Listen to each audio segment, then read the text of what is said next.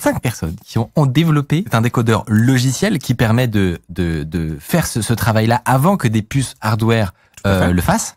Et donc, c'est hyper utile pour la transition, pour la compatibilité, que tout le monde puisse accéder au contenu, etc.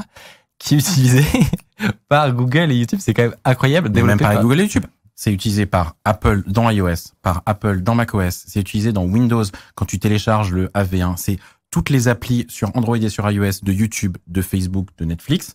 C'est utilisé évidemment dans Firefox et c'est utilisé évidemment dans VLC, MPV et tout ce qui dépend de FFmpeg. Mais surtout, ce projet est délirant parce que les gens s'en rendent pas compte. C'est 30 000 lignes de C. Donc finalement, 30 000 lignes de C, c'est pas mal, mais c'est pas incroyable. Mais c'est 210 000 lignes d'assembleur écrits à la main. C'est-à-dire que personne ne fait ça. Hein.